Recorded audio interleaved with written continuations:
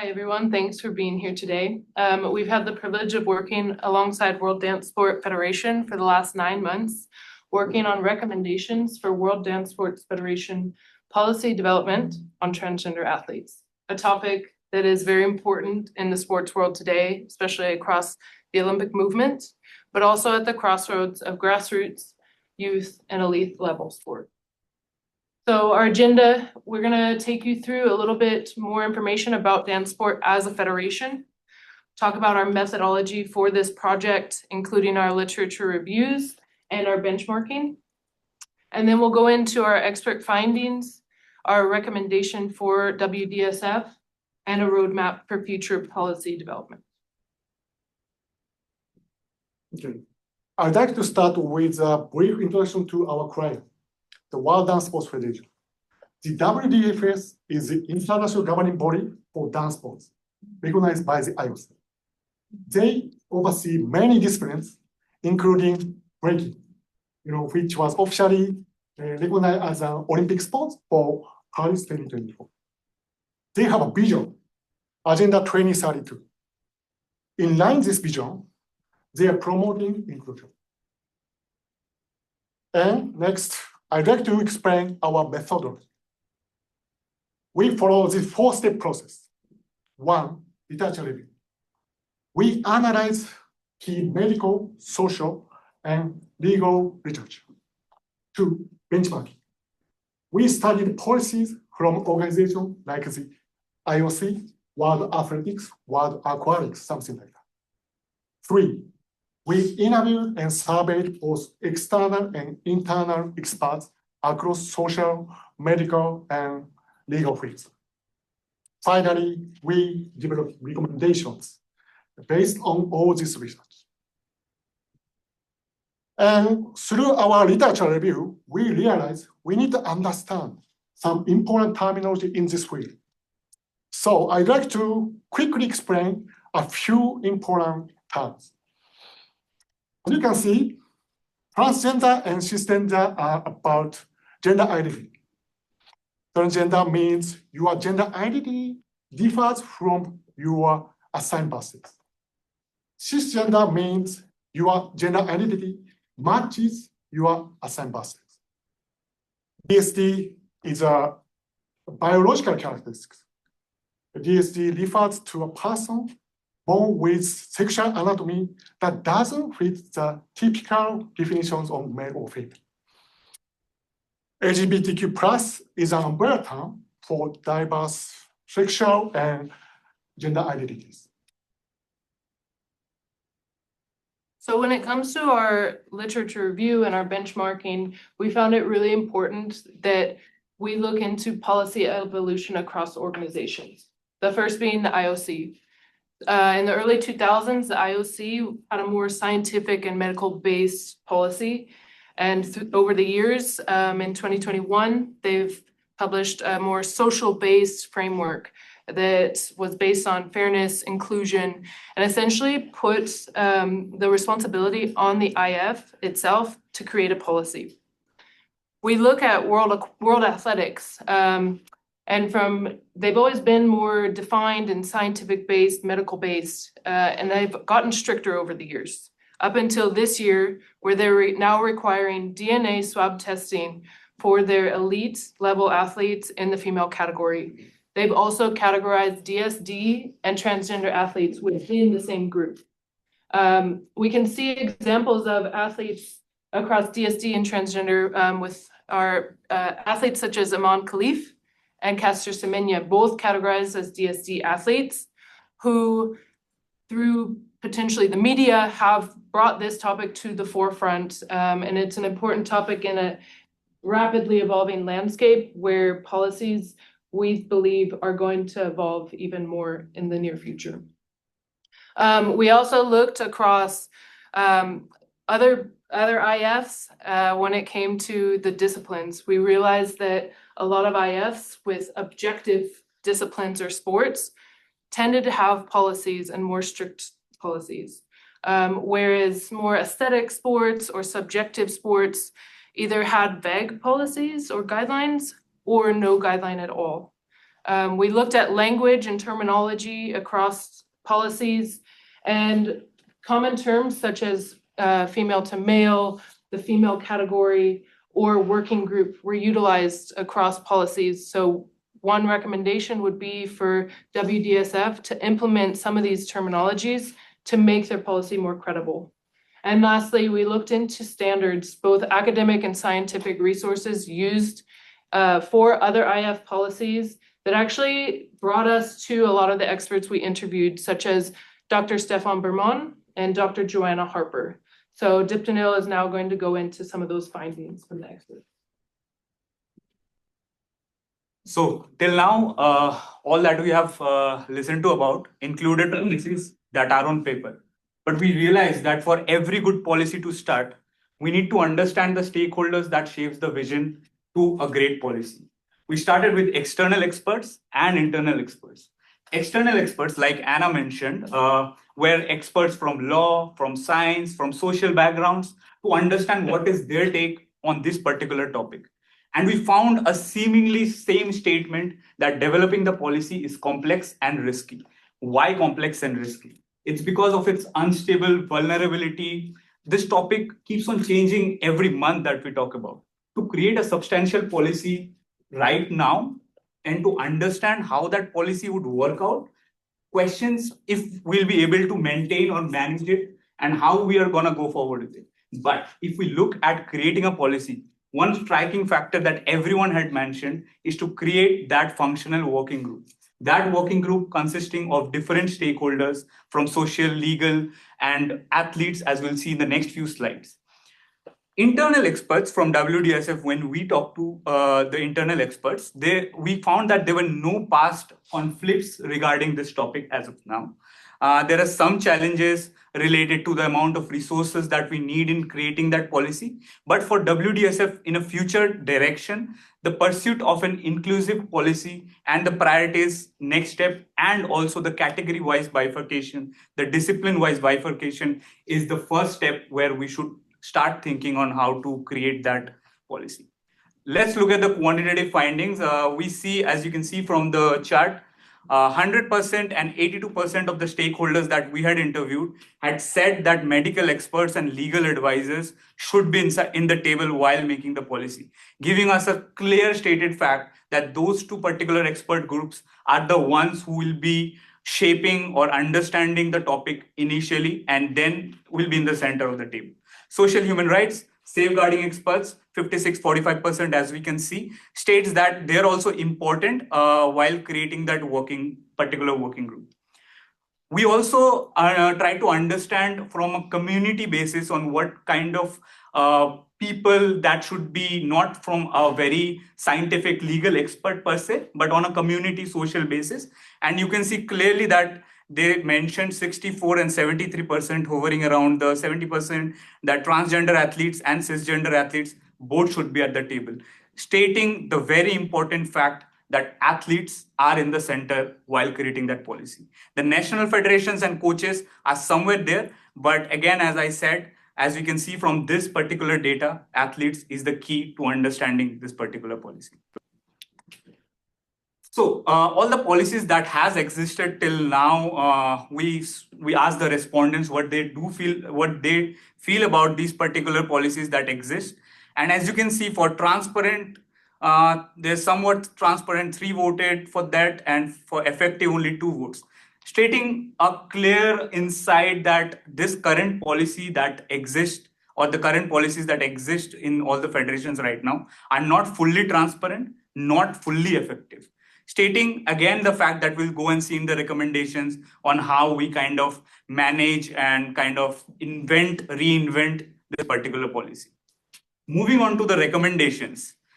With such a complex and such a very important topic and such a very sensitive topic, we realized that a one cutoff solution we can't give you a one cutoff solution. In that sense, we try to understand the different scenarios that can be possible for you to take and for you to understand and then plan it accordingly. To start off, there's 2 scenarios that we planned so that we can understand the risks and benefits that comes with both, and then you can have a very important judgment on how to take the case forward.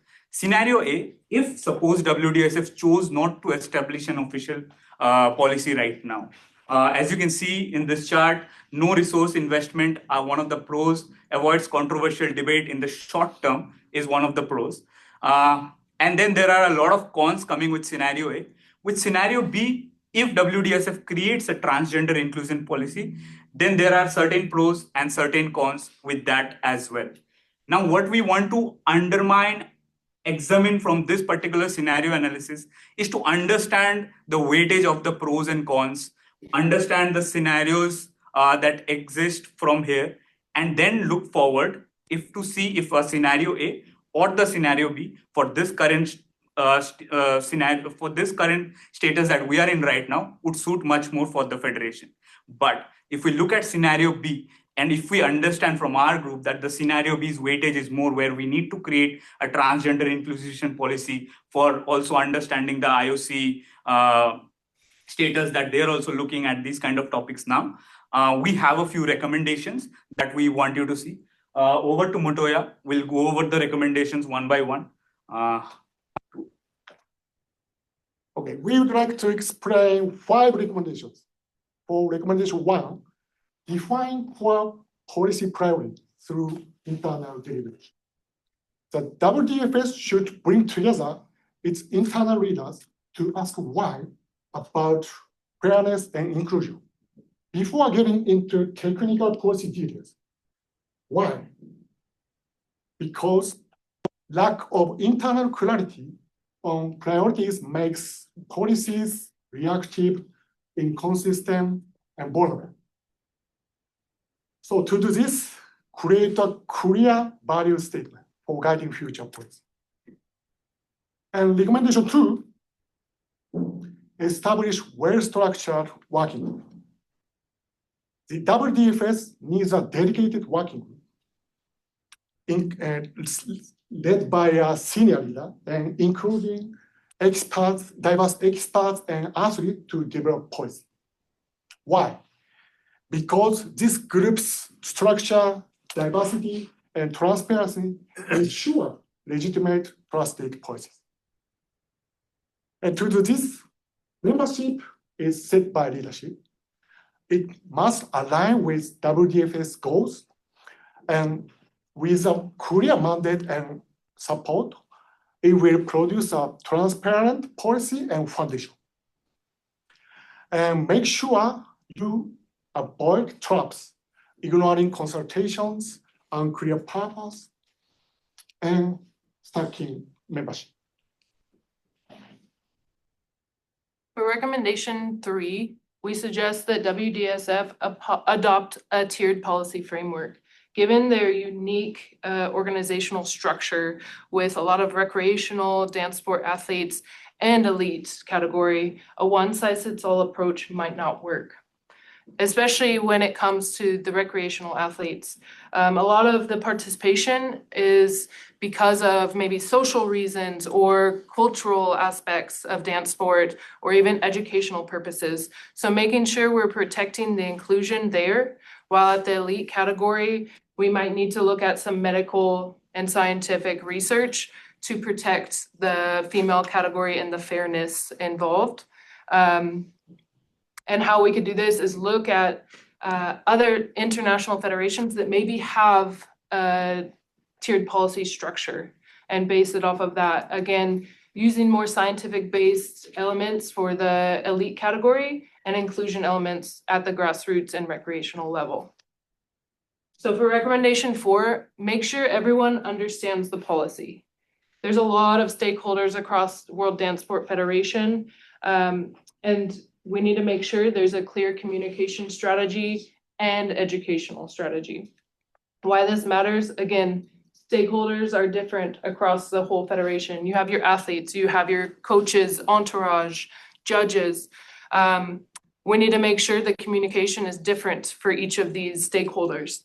And making sure that the education is there so that this doesn't feel like a check the box type of policy.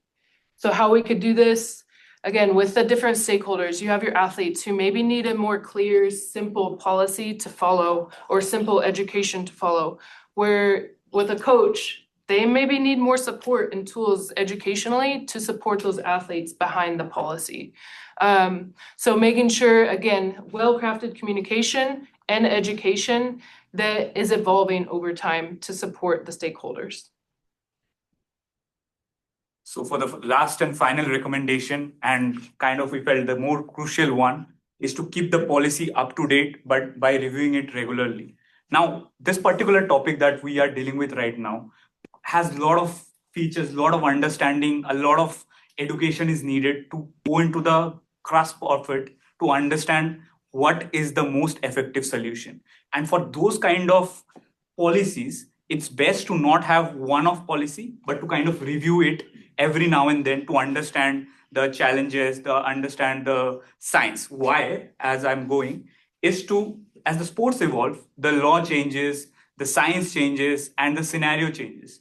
What that does is it creates a lot of confusion and vulnerability and risks for the world dance sport, while once creating a policy and then it changes if we don't review it.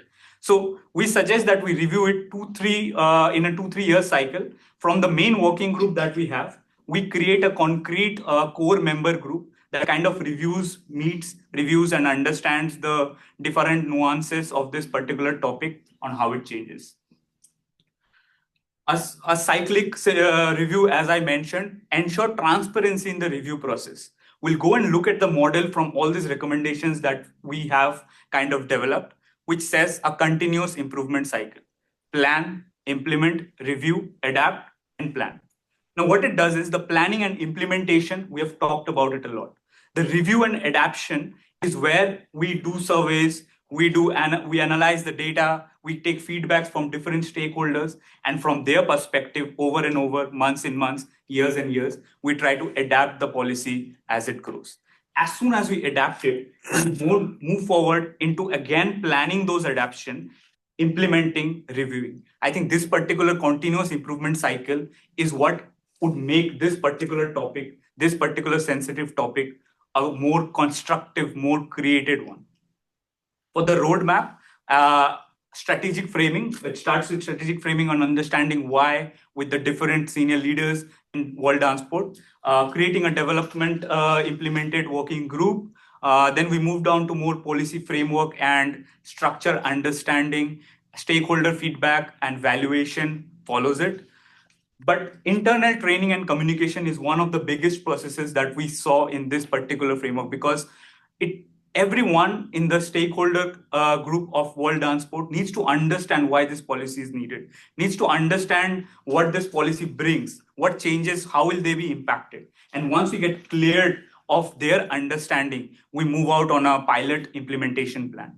After all of these nuances are done and we understand that we have created a well enough policy that serves athletes and our other stakeholders, we roll out for a federation-wise policy implementation, and then we move down to continuous review and refinement. To conclude this particular topic, the 4 things that we saw as a group is focus on the why, understand the impact, use WDSF strength, and create a sound, flexible policy. We as a group feel that the race to this particular topic of transgender inclusivity in all the federations in the Olympic community is not a race of speed, but a race of quality. As much as we more develop, as much as we more understand this particular topic, we'll be able to implement it better. We see that for a policy, the ROI of a good policy is its fairness, but for our federation, it's the purpose on why it is needed and who does it serve. If we understand the why, the how and what follows automatically. And I think in that way, WDSF can create a standard policy for now and for the future. Thank you.